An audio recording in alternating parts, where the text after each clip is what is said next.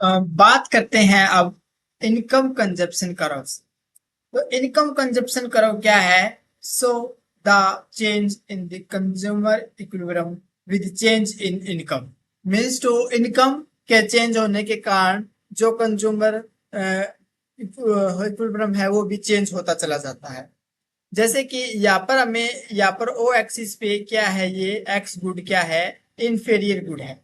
अगर आपकी इनकम बढ़ेगी तो मीन्स टू अगर वाई इंफीरियर गुड नहीं है, एक्स इंफीरियर गुड है, तो इंफीरियर गुड की मात्रा हम कम करते चले जाएंगे और एक्स गुड की मात्रा को ज्यादा खरीदते चले जाएंगे। तो ये जो कर्व है ना, ये क्या होगा, बैकवर्ड बेंडिंग हो जाएगा इस ये। और जो ये कर्व है क्या है, इनकम कंजप्शन कर्व है। तो यहाँ पर दे सकते हैं हमारे पास अलग अलग इक्विलिब्रियम पॉइंट बनकर आ रहे हैं अकॉर्डिंग टू चेंज उसकी इनकम के कारण, और एक गुड्स से दूसरी गुड्स की तरफ शिफ्ट भी होते हुए हमें देख सकते हैं इस तरीके से। दूसरा एंजल कर्व की बात करते हैं। तो एंजल कर्व क्या है, ये डिस्क्राइब करता है, तो दिखाता है कि हाउस होल्ड एक्सपेंडिचर, जो हाउस होल्ड की एक्सपेंडिचर है वो एक पर्टिकुलर ग्रुप ऑफ गुड्स, एक विशेष गुड्स के लिए या कोई एक विशेष सर्विस के लिए वो वरी करती है हाउस होल्ड की इनकम के हिसाब से। जैसे कि अगर गुड नॉर्मल गुड है, अगर गुड नॉर्मल गुड है तो उसके लिए ये पॉजिटिव स्लोपिंग कर्व बनता हुआ हमें देखने को मिलता है, अपवर्ड स्लोपिंग यहाँ पर पॉजिटिव देखने। जैसे इनकम है यहाँ पर इतनी वाई, ठीक है, और तो गुड एक्स की मात्रा हम एक्स खरीद रहे हैं, इनकम बढ़कर हमारे पास कितनी हो गई, हमारे पास वाई वन हो गई। तो हम क्या कर रहे हैं, हमारी जो गुड एक्स की मात्रा जो नॉर्मल गुड है उसकी भी मात्रा बढ़ गई है। तो इस तरीके से पॉजिटिव स्लोप देखने को मिल रहा है ना, इनकम भी बढ़ रही है और आपकी गुड एक्स की मात्रा भी बढ़ रही है। अब देख सकते हैं अगर एक्स क्या है, इंफीरियर गुड है, मस्ट घटिया वस्तु है, उसको हम कैसे डिमांड करें। देख सकते हैं हमारे पास इनकम इतनी है, ठीक है, वाई, तो गुड की मात्रा हम एक्स कर रहे थे।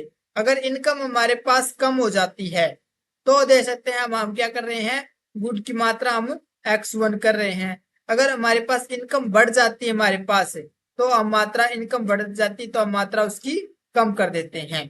तो इस प्रकार हम देख सकते हैं ना कि इनकम बढ़ने से क्या होता है कि कंजप्शन, इनकम बढ़ने से आपकी जो एक गुड एक्स की डिमांड आप कम कर रहे हो, मतलब आपकी इनकम बढ़ रही है तो आप उस घटिया वस्तु को नहीं खरीद रहे हो।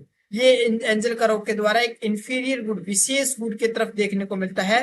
अगर गुड लग्जरी गुड हो तो एंजल कर्व कैसे बनेगा, तो ये पॉजिटिव स्लोपिंग किस तरीके से देखने को, इनकम बढ़ती है तो हम क्या करते हैं, तो एक्स की मात्रा बढ़ा देते हैं, वाई वन से वाई टू पर शिफ्ट हो रहे हैं, हमारी इनकम बढ़ गई है तो हम क्या कर रहे हैं, हम गुड एक्स की मात्रा बढ़ा रहे हैं। मतलब सीधी सी बात है कि लग्जरी गुड हम ज्यादा खरीदेंगे अगर हमारे पास इनकम हमारी बढ़ जाएगी।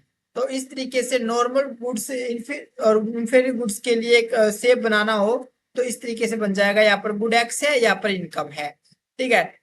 यहाँ पर दे सकते हैं, यहाँ पर हम दे सकते हैं नॉर्मल गुड्स की बात कर रहे हैं। नॉर्मल गुड्स में ये कि यहाँ पर इंफीरियर गुड्स में इस तरीके के शेप हम दे सकते हैं इसमें। तो सब्स्टिट्यूट गुड्स और कंप्लीमेंट्री गुड्स की चीज को देखें तो हम क्या है, सब्स्टिट्यूशन गुड्स। तो सब्स्टिट्यूट गुड्स क्या होते हैं, आर इंडिपेंडेंट, ये क्या होते हैं, समतुल्य होते हैं ईच अदर, एक दूसरे से। That is the T and coffee, मतलब जो टी और कॉफी है वो क्या है, एक दूसरे के ऊपर सब्स्टिट्यूट है, एक दूसरे से के बदले हम चेंज कर सकते हैं। जैसे कि चाय की जगह हम कॉफी ले सकते हैं, कॉफी की जगह टी। तो if the price of good increase, अगर प्राइस है गुड की इंक्रीज हो जाए तो डिमांड है एक सब्स्टिट्यूट की इंक्रीज हो जाएगी। अगर दे सकते हैं अगर टी की जो प्राइस है वो ज्यादा हो जाएगी तो कॉफी के जो क्वांटिटी है खरीदनी वो बढ़ जाएगी। अगर प्राइस टी के ज्यादा हो गए तो कॉफी की मात्रा ज्यादा खरीदने लगेंगे। जो cross elasticity of substitute good will be positive, जो क्रॉस इलास्टिसिटी ऑफ सब्स्टिट्यूट की बात करते हैं वो पॉजिटिव होता है। कंप्लीमेंट्री गुड्स क्या होता है, कंप्लीमेंट्री गुड्स क्या होते हैं, वो इंटरडिपेंडेंट होते हैं, जैसे कि कार और पेट्रोलियम से है। मीन्स टू अगर प्राइस ऑफ गुड इंक्रीज, अगर प्राइस है वो बढ़ गए हैं, प्राइस बढ़ गए हैं तो जो डिमांड है फॉर कंप्लीमेंट्री गुड्स की वो डिक्रीज हो जाएगी। जैसे कि कार के दाम बढ़ रहे हैं, पेट्रोल के दाम बढ़ रहे हैं तो क्या होगा, कार की मात्रा हम कम कर खरीदेंगे। क्यों कम कर देंगे, क्योंकि यहाँ पर कार खरीदने का जो पेट्रोलियम से सबसे फायदा नहीं है। तो आप दे सकते हैं E20 की बात करते हैं तो उसमें भी इस चीज की स्थिति को हम दे सकते हैं एथेनॉल की। तो यहाँ पर भी पेट्रोलियम से सीधा इफेक्ट कार की उस डिमांड पे भी हो रहा है। तो जो cross elasticity of complementary good है वो क्या होता है, नेगेटिव होता है। बैंडवैगन इफेक्ट की क्या है, individual demand commodities because other are doing सो।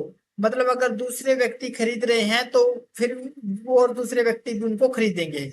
तो यहाँ पर हम दे सकते हैं प्राइस और क्वांटिटी के बीच में अपवर्ड स्लोप या पॉजिटिव स्लोपिंग हम देख सकते हैं।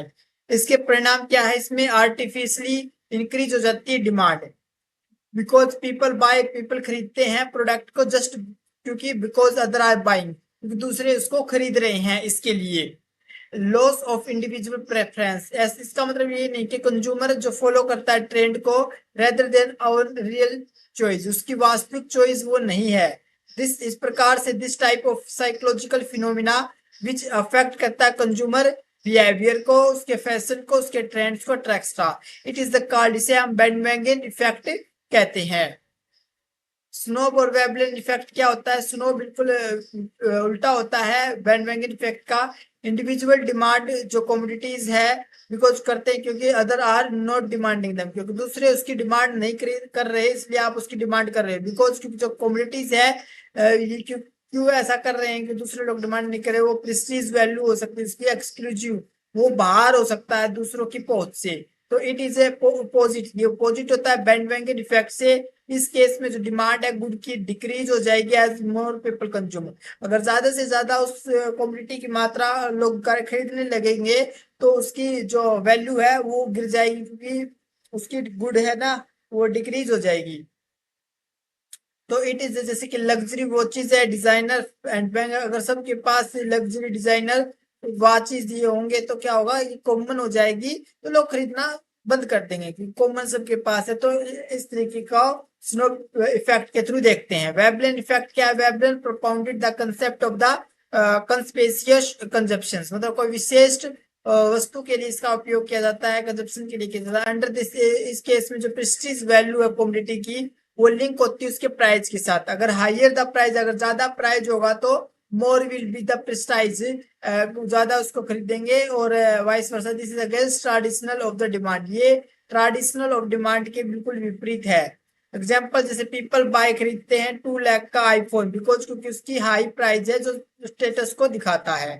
तो डिफरेंस दे सकते हैं, स्नो इफेक्ट डिमांड अगर बढ़ती है because the product is exclusive या रेयर या यूनिक है जो स्टेटस बनाता है। वेबलेन इफेक्ट क्या, डिमांड राइज होती है बिकॉज जो प्राइस है वो आई है, ये प्राइस से स्टेटस देखने को मिलता है। तो thanks for watching and for PDF join and telegrams.